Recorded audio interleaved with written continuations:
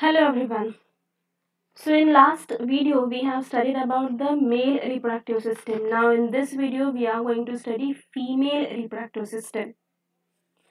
So in female reproductive system we will see certain organs or certain parts are there, and the first part of the female reproductive system is the primary sex organ. Now primary sex organ is the ovary, and in this system or in female we'll find a pair of ovary. Then we will have a pair of oviduct, uterus, vagina, external genitalia, a pair of vestibular gland, and a pair of mammary gland. So all these parts are present in a female reproductive system.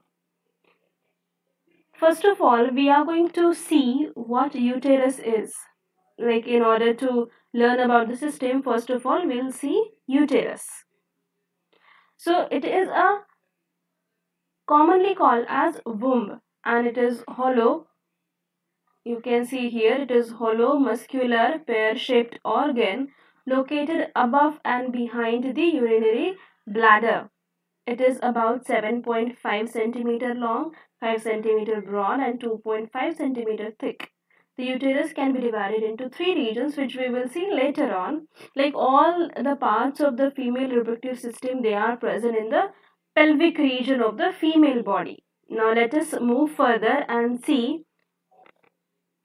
Now from the uterus, what we have seen earlier, the tube-like structure grow on either side of the uterus, and that particular thing is known as oviduct. This is a part of a uterus. We have seen this, and this tube-like structure, it is coming out of this uterus on both the sides, and that particular, like this much part, is known as oviduct, or you may also call it as fallopian tube or uterine tube. So these are the pair of muscular ducts, tube-like structures. Ducts are nothing but the tube-like structures. They are lying horizontally over the peritoneal cavity, and the proximal part of the tube lies close to the ovary. Here somewhere we will find ovary. We'll see this later. And distally it opens into the uterus. Like this tube is opening into the uterus. Each tube is 10 to 12 centimeter in length, and it is internally lined by the ciliated epithelium. See here, you will find ciliated epithelium over here. Now this ciliated epithelium, what is the role of the ciliated epithelium is, it helps, like here ovaries are there, and when this ovary will release eggs, so this ciliated epithelium will help that egg to travel to the uterus. Okay, so this is the role of this ciliated epithelium. It will help egg to travel to the uterus. Now let us see the other parts of the fallopian tube, the other parts which are present over here. So this is a complete part of the this is fallopian tube, and along with the uterus. Now one by one we'll see three different regions of the fallopian tube. So the first is the isthmus. We'll start from here. It is the, like, near the uterus you will find a narrow opening. This is a distal narrow opening, narrow part of the duct opening into the uterus. So this particular part near the uterus, it is called as isthmus. Then as we'll move further, we'll find a structure called as ampulla. So here somewhere, or here also, you can see it is a middle part. It is long and straight part of the oviduct. Fertilization of the ovum takes place in this region. So this is the region, this ampulla is the region. When the egg will come over here, the sperm will also travel to this part, and here the fusion will take place at the ampulla. So after isthmus we will find the ampulla. Now again when we'll move further, so we will find a region known as infundibulum. This infundibulum, it is the proximal funnel-like part. See this funnel-like part with an opening called ostium, surrounded by many fingers-like processes called fimbriae. Here, this particular part, This part, it is having a finger-like structures, and that is called as fimbriae. The cilia and the movement of fimbriae help in driving the ovulated egg to the ostium. Like here we'll find the position of the ovary, and this ovary will release the egg. That egg is going to captured by the fingers of this fimbriae. And then the cilia which are present over here, ciliated epithelium which is present over here, will carry that egg to the uterus. Okay, so three parts: isthmus, ampulla, and infundibulum are the parts of fallopian tube, or you can say oviduct. Now let us move towards the ovary. Beneath these fimbriae, beneath these infundibulum, we will find a pair of ovary, two ovaries on each side of the uterus. This is the ovary. These are almond-shaped organ. It is 3 centimeter in length and 1.5 centimeter in breadth and 1 centimeter in thickness. It is located in upper lateral part of the pelvis region near the kidney. As it is present in the pelvic region. Each ovary is held in a position by ligaments by attaching it to the uterus and the abdominal wall. So this is ligament, or these are the ligament tissues which hold this ovary to this reproductive part, or to the uterus and to the, you can say, oviduct. Ligament is something which connects the ovary and the uterus. Now, and yes, this ovary, it produces 5 hormones: estrogen, progesterone, relaxin, activin, and inhibin. These all hormones are released by the ovary. Now let us come to uterus again. We said that uterus has 3 main parts, so that we will see over here. But before that, let us see the structure of uterus. So this uterus, it is divided into 3 parts, 3 regions: fundus, body, and cervix. Here you can see this is the upper dome shaped part. Here implantation of the embryo occurs in the fundus when the embryo formation takes place. So that implantation, that holding of the embryo takes place at this part. This is known as fundus.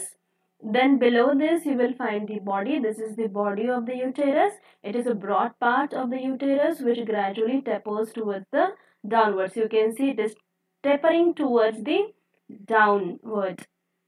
And then the third part of the uterus is the cervix. So cervix is a narrow neck about 2.5 centimeter in length. This is the cervix region, and it extends to the vagina. Below this you will find the vagina.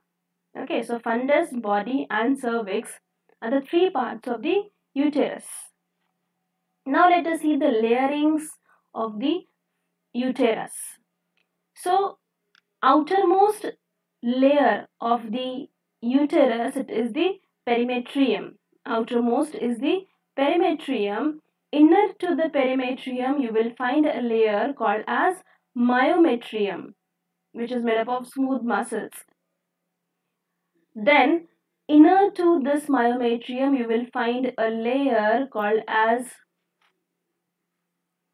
endometrium. Inner to myometrium you will find endometrium.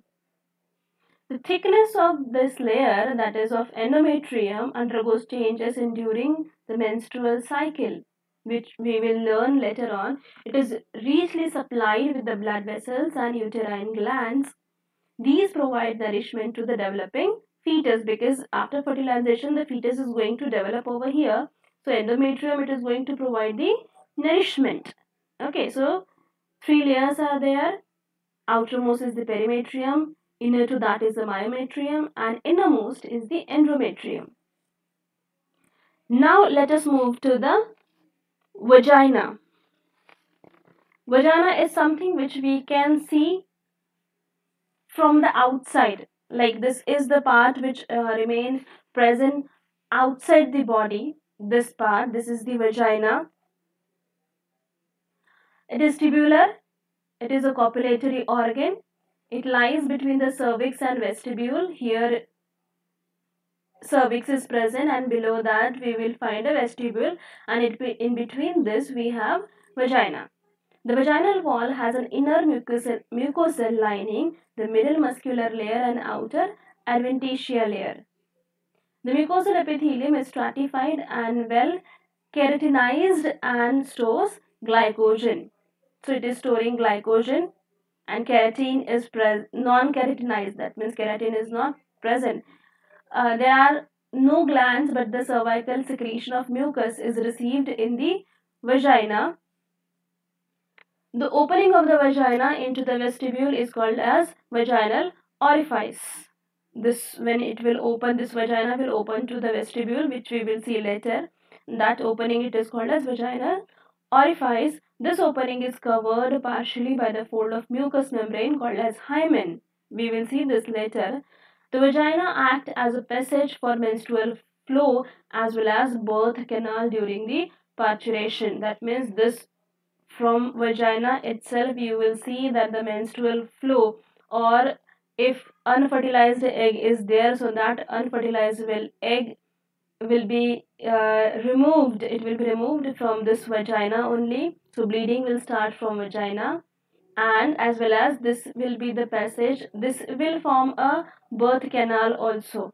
So from the vagina itself, birth will be given to the child. The parturition, or you can say childbirth, will take place from this part only. This is a complete diagram. This is a complete diagram of the female reproductive system. Here you can see this is the uterus. This is oviduct or the fallopian tube. We have two ovaries over here. Then this is a part of a cervix. Below this is the vagina. This is a complete structure what we have studied till now. Now let us see external genitalia.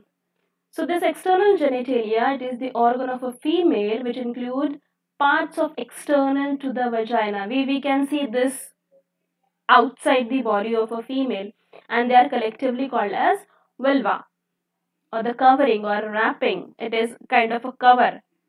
So it is known as vulva. You can see over here this part. Below the vagina you will find vulva. So here is the external genitalia. It is a combination of many parts which we will see now. So these parts, they include vestibule, they include labia minora, it include clitoris, labia majora, and mons pubis. So all these parts are present.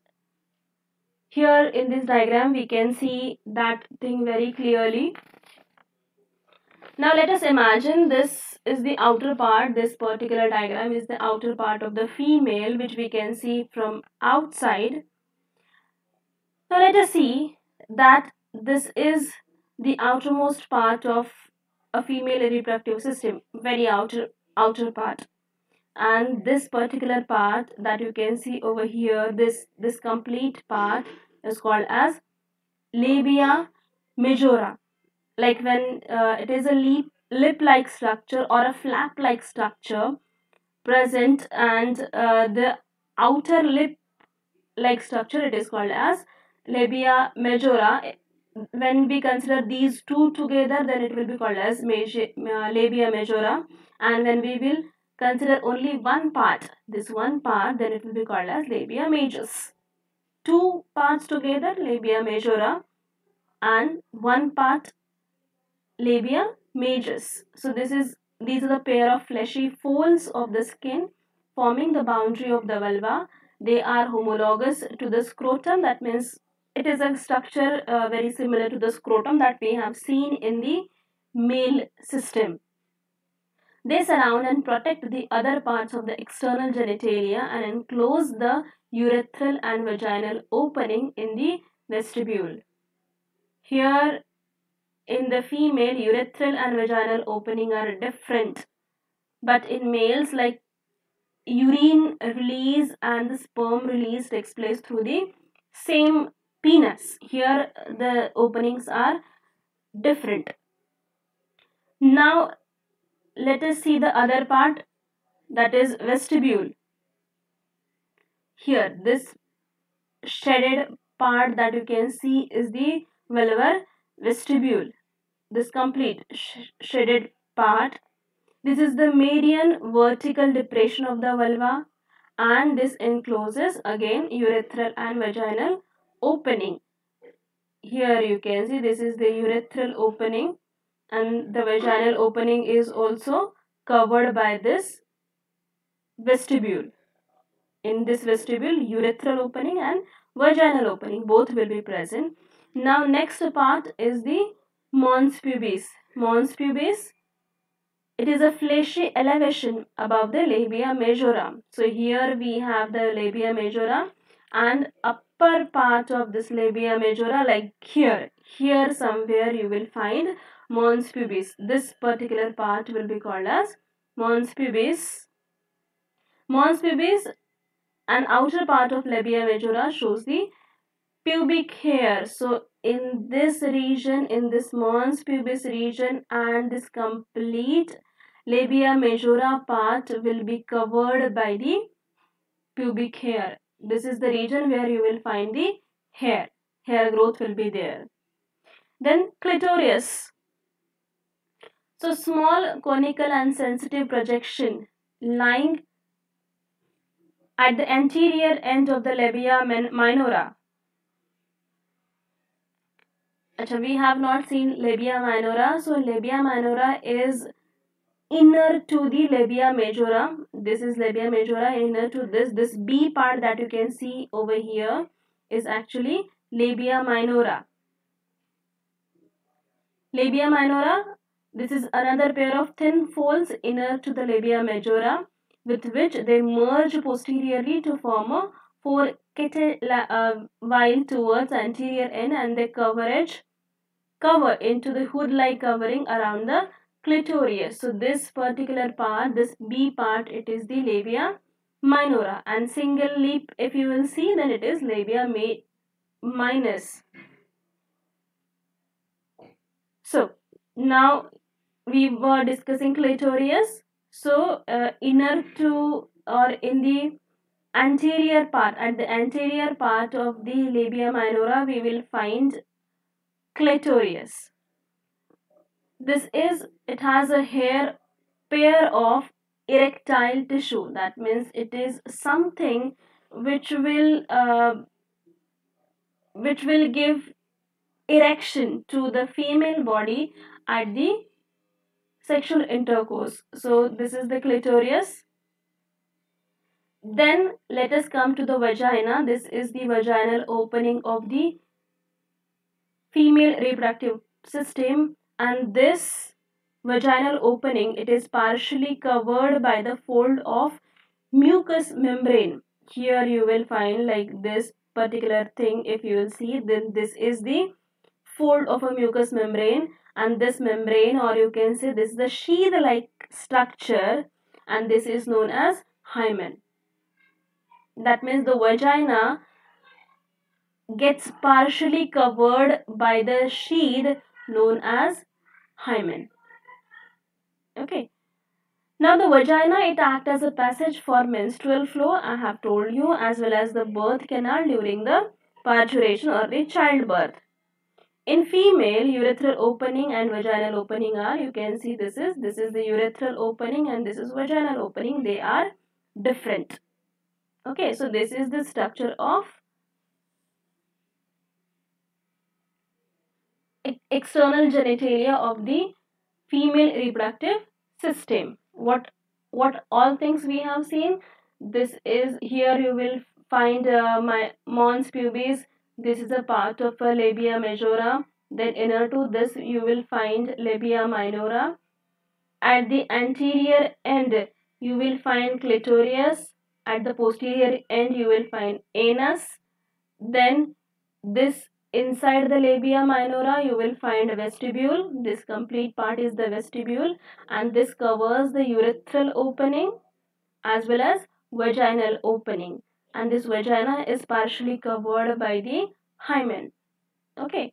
Now let us see the accessory glands or the vestibular glands, or you can also call them as Bartholin's glands. It is a pair of gland homologous to the bulbourethral or copper gland of the male. In male we have seen bulbourethral glands were there, which were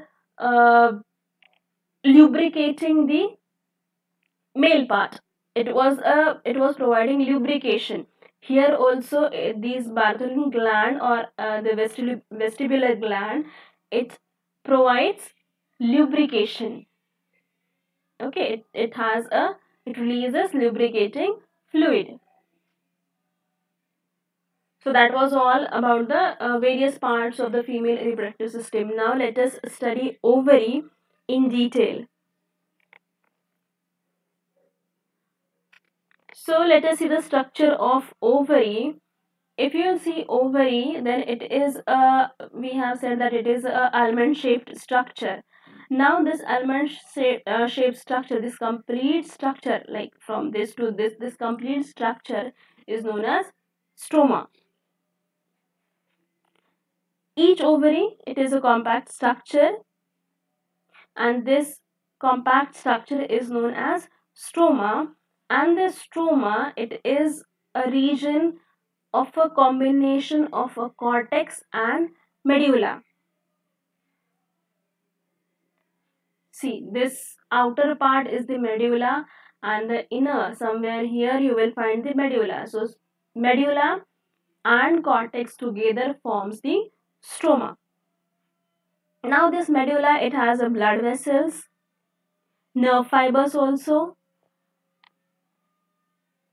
and now this this is a stroma made up of cortex and medulla, and this stroma, or you can say the ovary, it is lined by or it is surrounded by a layer called as germinal epithelium. Like I have shown here few cells only, but it completely covers this ovary. Germinal epithelium completely covers the ovary. Now in cortex you will find different structures, and these are called as ovarian follicle. Like different structures you will find, like few structures you will find in the cortical region, and these structures, they are called as ovarian follicle. This follicle will then develop into the ovum, like at the after few steps or few stages, this ovarian follicle will develop into the ovum, which will be our female gamete. At initial stages, this ovary, it has many millions of ovarian follicle, but unfortunately most of the follicles, they become unable, or they are unable to develop into the ovum. They degenerate during the process. So only few ovarian follicle, they have ability to convert into or to grow into the ovum. So this is the structure of basic structure of the ovary, which will be like this. Complete part is the stroma. It is made up of cortex and medulla. Medulla has the nerve fibers and the blood vessels.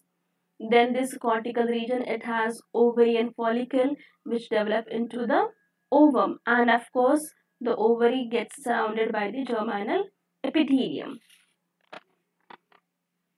Now we will see a complete development of the ovary. This is the description of what we are going to study now. See here, in males, spermatogenesis generally starts at the age of 13 years. That means at the puberty, when the male body attains the puberty, spermatogenesis starts.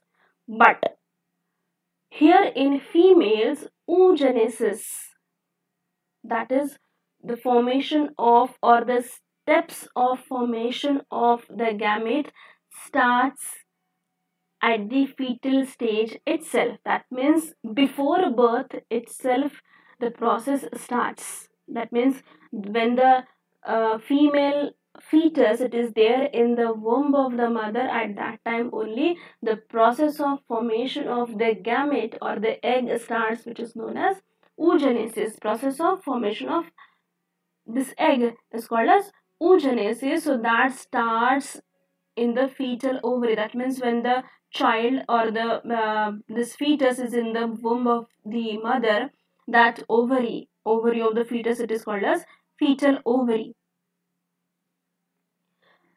Now inside the female fetus ovary, that is fetal ovary, oogenesis starts, and by the end of 12 week, like it starts from the end of 12 week, this formation starts, because this is the stage when ovary formation takes place. Like after 12 week, you can say ovary formation it starts, and by the this ovary formation only oogenesis also starts. Now inside the cortex, some germ cells, here you can see, like these are the cells which are present in the fetal ovary. These parts we have shown over here. So the germ cell are there, and these germ cells, they can be called as oogonium. These are diploid. So oogonium undergoes mitosis, and after mitosis it forms primary oocyte. Okay, it forms a primary oocyte. Oogonium or a germ cell forms the primary oocyte, which is again diploid. Then this primary oocyte undergoes meiosis or reduction division. Meiotic division takes place. Now meiosis 1 starts in the primary oocyte, but it stops at the prophase 1 itself. It does not go ahead. That means in primary oocyte meiosis starts, meiosis takes place, but it does not ends, or it does not follow meiosis 2. It stops, it get arrested at the prophase 1 itself, and then this primary oocyte which has stopped in the prophase 1, it gathers certain cortex cell also around the primary oocyte. And now these cells of the cortex cell, they are called as granulosa cells. Here you can see this is the primary oocyte. This inside part, yellow part that you can see, is the primary oocyte, and around this is the granulosa cells which are coming from the cortex. Okay, so now this is known as primary follicle. Like when the female is inside the womb of the mother, that time only follicles are getting developed. Okay, now a primary oocyte with the granulosa cell is called as primary follicle, and millions of primary follicles are developed during this stage, and these changes we are going to study now. Later on we'll be studying all these now. So this much here, in the womb of the mother only primary follicles are developed. Now after the formation of primary follicle, this will again develop a certain stromal cell also. In this primary follicle only, like around this granulosa cell only, you will find certain cells which are coming from the stroma. Stromal cell also will join this primary follicle, and these outer cells will be called as theca cell. Now when the primary follicle will develop, at that time, till this time 9 months will get over, and the time of parturition will come, and the childbirth will take place.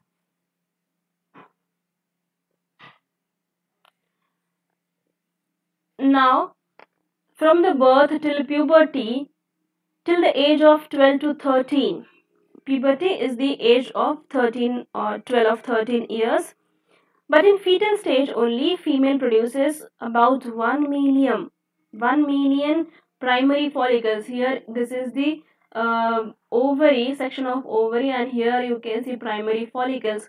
Now, as I have told you that before 9 months, mitosis and meiosis takes place, and meiosis, it arrests at the prophase 1, and this is how primary follicles are developed in the fetal ovary only. So this fetal ovary, it produces, like till the age of 13, it produces millions of ovaries. It has millions of ovaries, but at the time of puberty, that means at the age of 13, only 40,000 remains in the female body. These primary follicles, you will find out of million of primary follicles, only 40,000 to 80,000 remains in the female body, and other follicles, other primary follicles degenerates, which is known as atresia. This degeneration of the primary follicles till the puberty, it is known as atresia.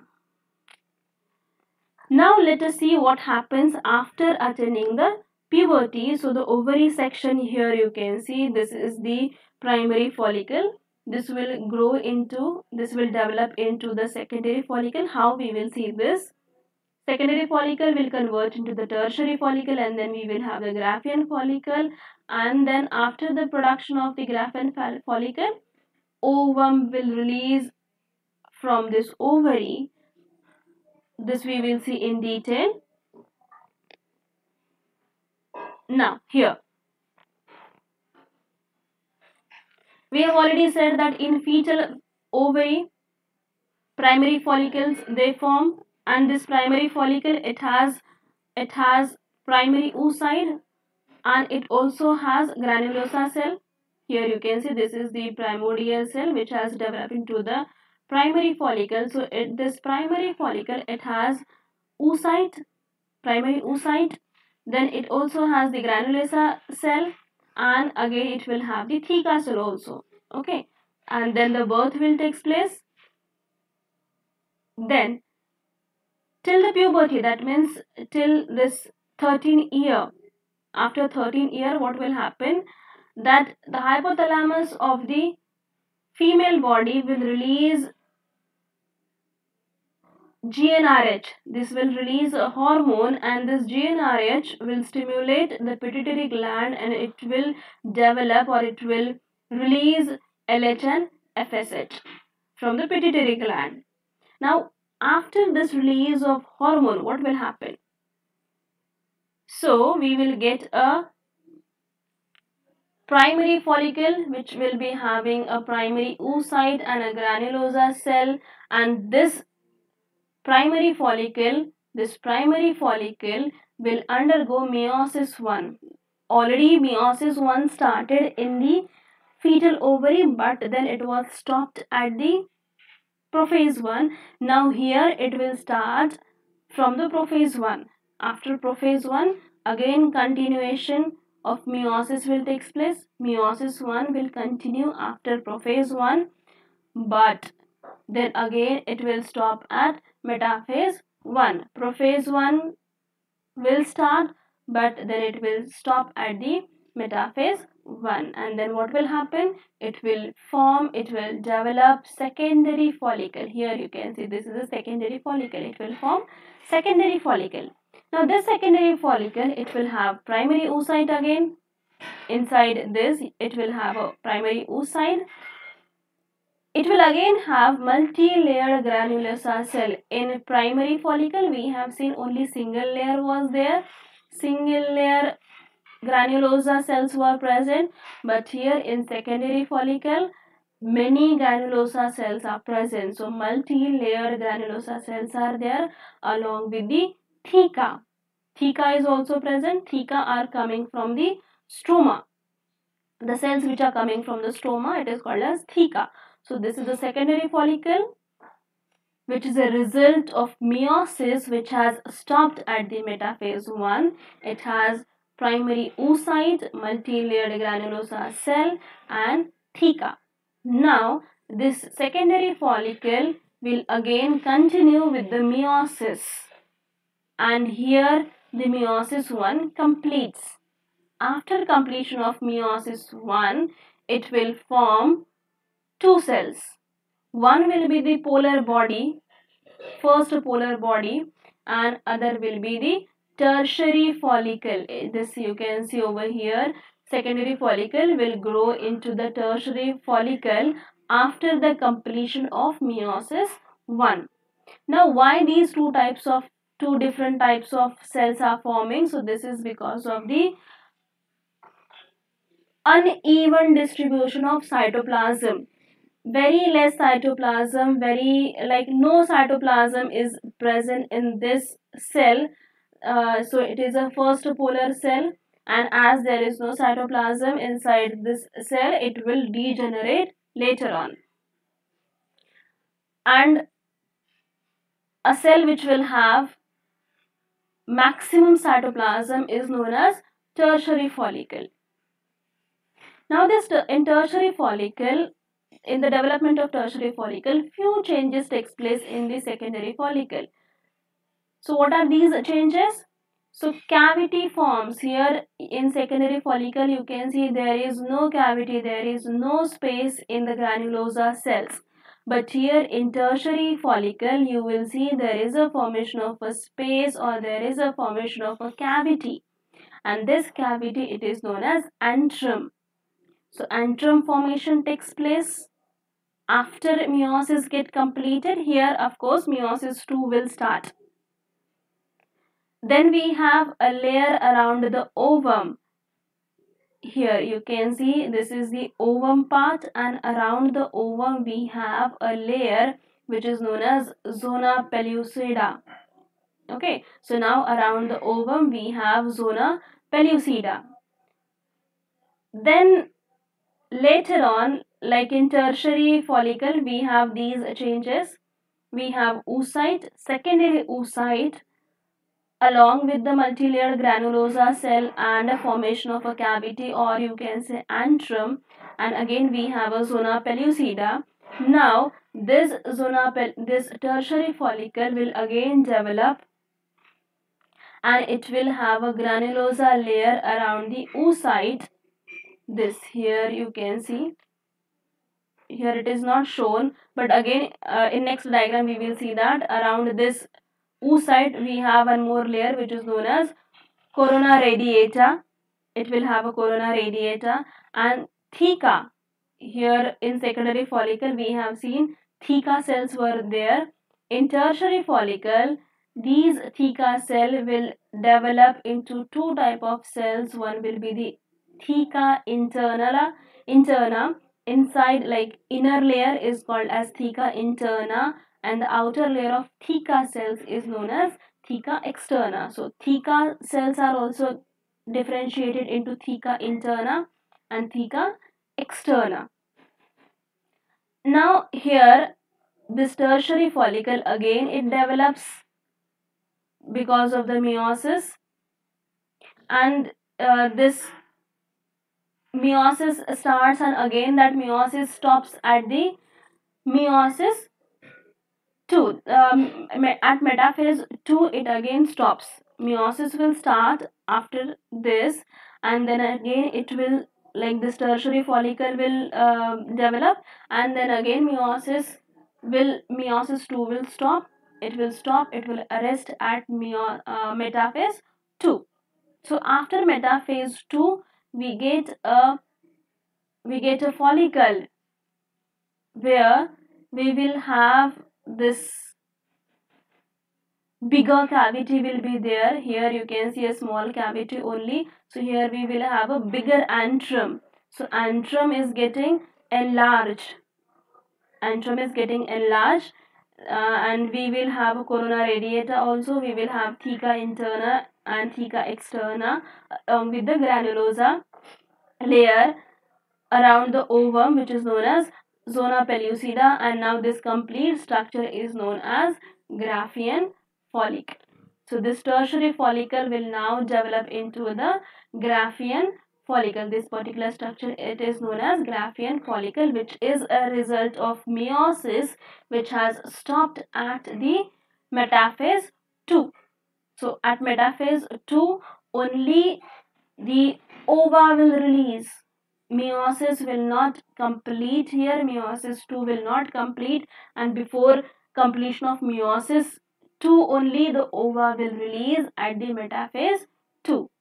So this is the structure of Graafian follicle, which is a result of development of the tertiary follicle. Here also same structure is there what we have seen. This is a oocyte. Around this we will have a corona radiata. Then again one more layer is there, which is known as zona pellucida. This is the antrum, and this antrum, it gets filled with the follicular fluid. This antrum, this cavity get filled with the follicular fluid, and this is the layer of theca, which is divided into two. Theca outer is theca externa, inner is theca interna, and granulasa cell are also present around the antrum. So this is the structure of mature Graafian follicle. Now, after the development of Graafian follicle, this ovum from the Graafian follicle, it releases secondary oocyte. This we can call it as secondary oocyte also, which has stopped at the metaphase 2. Here meiosis is not completed, meiosis 2 is not completed, it has stopped at metaphase 2. So this is known as secondary oocyte, which releases from this ovary. Now as the ovum oocyte is released from the Graafian follicle, whatever is remained in the ovary,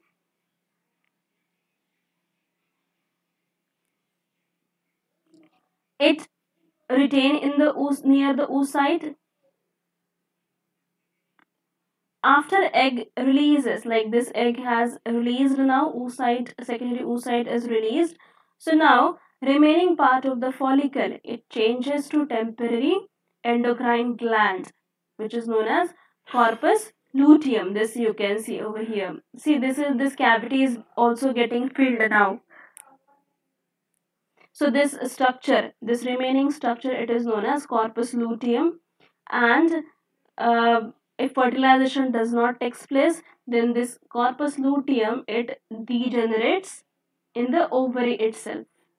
Okay, here in this diagram you can see this corpus luteum, it is getting degenerated, and here from Graafian follicle, this ovum, or you can say secondary oocyte, along with the corona radiata, that means this complete part get released. Corona radiata also get released from the ovary. So ovule, ovum along with the corona radiata gets released from this ovary, and remaining part, it degenerates. The corpus luteum, it degenerates. So that was the complete structure of ovary. Now in our next video we will study about the oogenesis, and one more part of the female reproductive system is left, that is mammary gland. This also we will study along with the menstrual cycle.